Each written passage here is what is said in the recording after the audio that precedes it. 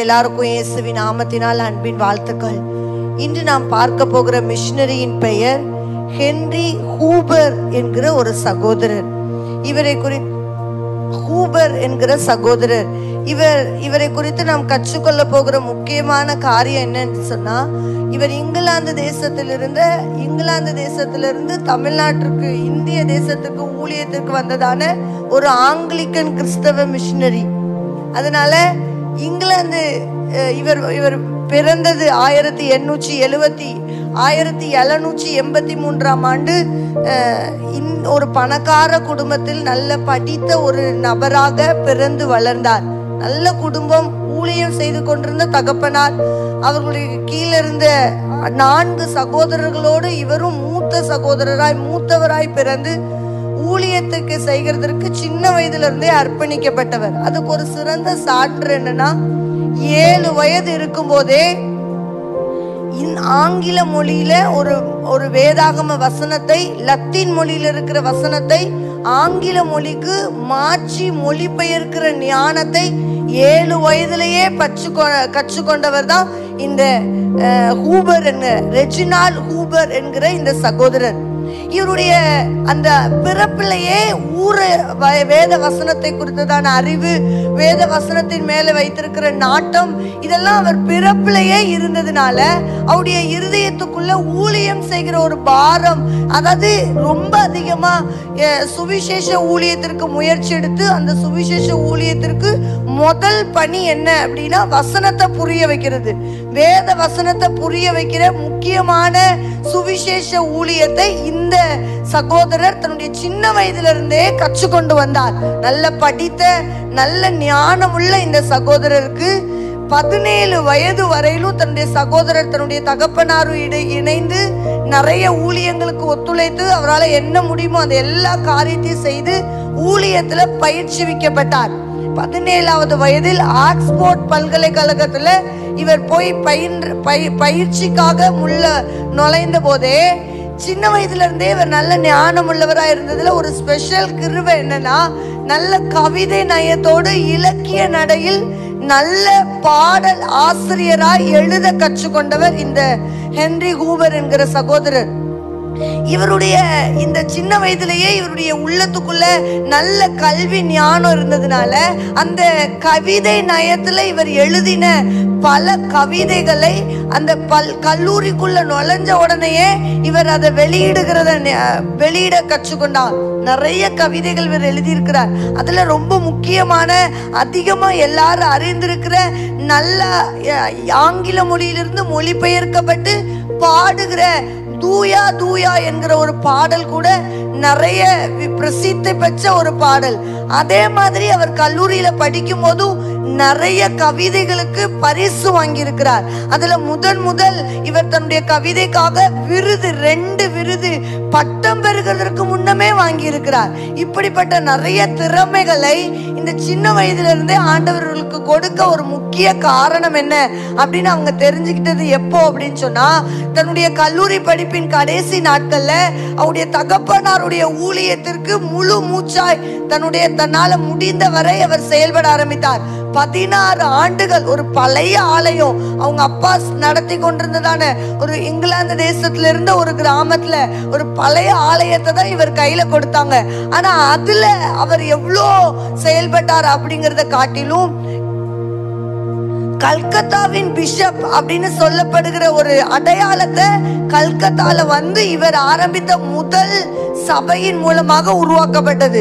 இந்த கல்கத்தாவிலேயே இவர் ஆரம்பிக்கப்பட்ட அந்த ஊழியம் தான் முதல் ஆரம்பிக்கப்பட்ட கிறிஸ்துவ தேவாலயம். அப்படி ஆரம்பிக்கப்பட்ட அந்த தேவாலயத்துல முதல் பிஷப்பாக இவர் செயல்படுகிறதற்கு, அதாவது அநேக பிரயாணம். முதல்ல அவங்க அப்பா நடத்தி கொண்டிருந்த ஊழியத்துல இங்கிலாந்து தேசத்துல இருந்த அந்த கிராமத்திலையும் அவர் ஊழியம் செய்து கொண்டிருந்தார். அது போக நேரம் கிடைக்கும் போது சின்னதா ஆரம்பிக்கப்பட்ட இந்த கல்கத்தாவின் ஊழியம் தான் கொஞ்சம் கொஞ்சமா வளர்ச்சி பெற கர்த்தர் உதவி செய்தார். இப்படி ஆரம்பித்து சின்ன முயற்சியை ஆரம்பித்து நடத்தப்பட்ட பல சின்ன சின்ன தேவாலயங்களை இவருடைய பாடல் மூலமாக, இவருடைய இலக்கிய நடைகள் மூலமாக, கவிதைகள் மூலமாக ஆண்டவர் மேல இவர் வைத்திருக்கிற அன்பை வெளிப்படுத்துகிற சில வார்த்தைகள் மூலமாக இந்திய தேசத்துல பெரிய மலர்ச்சியை இவர் கொண்டு வந்தார். அப்படி கொண்டு வந்து இந்திய தேசத்துல பல ஊழியர்கள் உருவாக்கப்படுகிறதற்கு, ஊழியர்களின் ஆவிக்குரிய சத்தியத்தை கற்றுக்கொள்கிற ஆர்வம் வளர்கிறதற்கு இவர் ஒரு வித்தாக செயல்பட்டார். அப்படி இருந்ததுனால இவர் திருமணம் முடித்து 1870 வருஷம் வரையிலும் மனைவியோடு வாழ்ந்து 3 பிள்ளைகளுக்கு தகப்பனாகி 3 பிள்ளைகளையும் ஒன்றன் பின் ஒன்றாக இவர் இந்த பிரயாணம், இந்த இயற்கை கால சூழ்நிலை இவருக்கு அனுமதி இல்லாம இப்படி பல பலவீனங்கள் இவரை சூழ்ந்ததுனால 3 பிள்ளைகளையும் ஒன்றன் பின் ஒன்றாக மறிக்க கொடுத்தார். முதல் மகள் இறந்த உடனே வாழ்வே கர்த்தருக்காக தான் அப்படின்னு சொல்லி ஒரு இலக்கிய மகள் இறந்திருக்கிறா. அந்த சூழ்நிலையில அந்த மரணத்தை அடக்க ஆராதனையிலையும் அவர் தனக்கு ஆண்டவர் சொன்ன வார்த்தையை கற்றுக்கொண்டு ஆண்டவர் சொன்ன இலக்கிய நடையில அவர் சில பாடல்களை எழுதி கண்ணீரோடு வருத்தத்தோடு அந்த மரண அடக்க ஆராதனையில கூட இவர் ஆண்டவரை துதிக்கிறவராகவே காணப்பட்டார். இப்படி ஒன்றன் பின் ஒன்றா பிள்ளைகளை மறிக்க கொடுத்த கொஞ்ச நாட்கள்ல மனைவி மறித்து போனாங்க. இப்படி பல அடிகள் இவருடைய வாழ்க்கையில ஏற்பட்டாலும் 42வது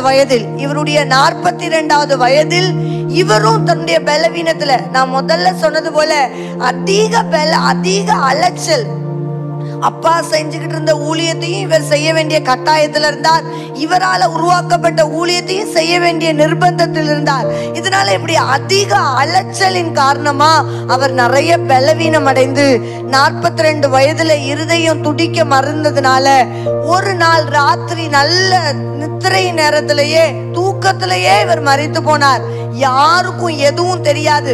காலையில என்ன இவ்வளோ நேரம் ஆயும் வரலையேன்னு சொல்லி அவங்களுக்கு உதவியாளரா இருந்த துணை போதகர் ஒருவர் அவரோடு போய் பார்க்க போன போதுதான் அவர் மரித்து இருக்கிறார் என்பதை கண்டு கொண்டார். உடனே சமாதானமா அவங்களை அடக்கம் பண்ண பிறகு அவருடைய ஊழியமே அந்த 42 வயசு வரைக்கும் அவர் எழுதின பாடல், அவர் எழுதின கவிதை, அவர் எழுதின பல இலக்கிய புத்தகங்கள், இவைகள் எல்லாம் அவர் மரித்த பிறகுதான் பலர் அதை வெளியிட முன் வந்தாங்க. 51 இலக்கிய புத்தகங்களையும் இலக்கிய கவிதைகளையும் இவர் எழுதியிருக்கிறார். ஆனா ஒண்ணுதான் அவரே பாடி அவரே வெளியிட்ட ஒரே ஒரு பாடல் தான் தூயா தூயா என்ற பாடல். ஆனா அதுக்கு பிறகுதான், அவர் மரிச்ச பிறகுதான் அவருடைய முயற்சிகளை எல்லாத்தையும் ஆண்டவர் கனம் பண்ணி அதை வெளியிடுகிறதற்கு பல ஊழியர்களை உருவாக்கி இருக்கிறார். அந்த உருவாக்கப்பட்ட ஊழியர்கள் மூலமாக இவர் எழுதின பல இலக்கியங்கள் பலருக்கு ஒரு தாக்கத்தை ஏற்படுத்தி அதை வெளியிட செலவழிச்சிருக்கிறாங்க. அதை அதிக பேருக்கு கொண்டு போய் சேர்க்கிறதுக்கு முயற்சித்திருக்கிறாங்க. இதுல இருந்து நம்ம என்ன தெரிஞ்சுக்கிறோம்? நாம எந்த அளவுக்கு விதைக்கிறோமோ அந்த விதையின் பலனை கர்த்தர் காண செய்ய வல்லவரா இருக்கிறார்.